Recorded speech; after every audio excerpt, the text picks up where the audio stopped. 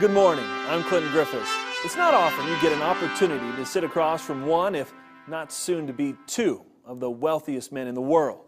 Nor is it common for them to be more comfortable discussing fall harvest and soil science than battling a fresh crop of analysts from Wall Street.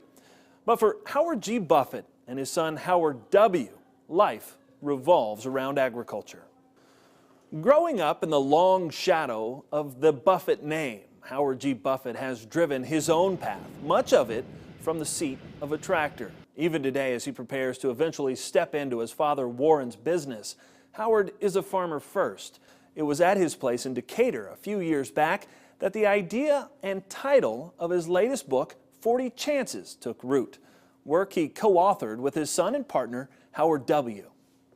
Well, when I went to a planter school at Sloan's in Assumption, Illinois, about 15 years ago or close to it, I really didn't think I needed to go, but I thought, well, you know, it's January, the wind's blowing, there's not much to do, so I'll go down. This guy started out talking about how you guys kind of have it all wrong, and I thought, well, you know, and he got a few of us grumbling a little bit, thinking, what do you mean? And he said, you know, you guys think about your profession as just one cycle after another cycle. You plant, you spray, you fertilize, you harvest, and then, you know, before you know it, you're back into what you're doing in the fall, and then it's spring. He said, that's really not the way you ought to think about it. And he said, you know, by the time you climb on the tractor with your dad and learn how to plant, and you climb off and let your son or daughter climb on, you've got about 40 crop seasons. And it really hit me, because I thought, I've never thought about it like that. I've never thought about how short that time period is. I've never thought about how finite it is. I started thinking, you know what? Every time I put the planter in the ground, I'm going to pay attention to how I got it in the ground, where I'm going, how I line things up. And then I thought, you know, this is so much like life in general. I mean, you know what, by the time you get out of school, you get some, you know, experience. You got 40 prime years, maybe a few more, maybe a few less. It depends on who you are. But, you know, you got 40 years to really try to accomplish your goals, and it's not a very long time. For Buffett, part of the responsibility of being a farmer is found in stewardship. Good stewardship of the land and resources used to grow crops and foods that feed a hungry world. Back in 2006, Warren Buffett told him that he was giving him $3 billion to accomplish something great.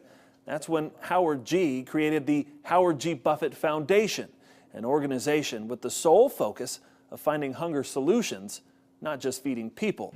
Part of his efforts have been here at home, working to educate his neighbors and other American farmers about the importance of good soil management. I think the call to action is we have to admit that we're not getting everything right and that we need to change it, and we don't have a lot of time to change it. I mean, great civilizations have failed because they have not taken care of their soil. And it's so easy with technology today and all the other different, you know, things we have to deal with, to overlook what we're doing. I mean, we've lost more soil since 1970 than we lost in Dust Bowl years.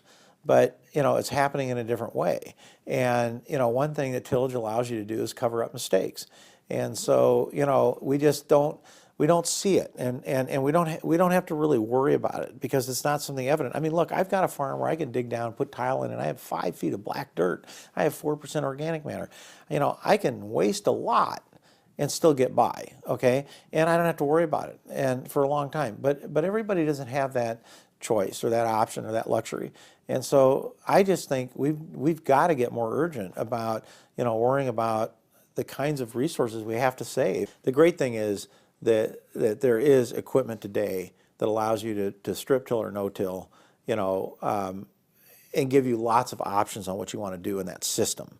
So I believe that I would say, number one, everybody ought to no-till or strip till. Number two, they all need to use cover crops. And number three, nutrient management programs that are real nutrient management programs. And, you know, the reason I say that isn't because I'm trying to lecture my neighbors. I'm saying it because if we don't get this right, somebody else is going to come along and tell us how we're going to do it.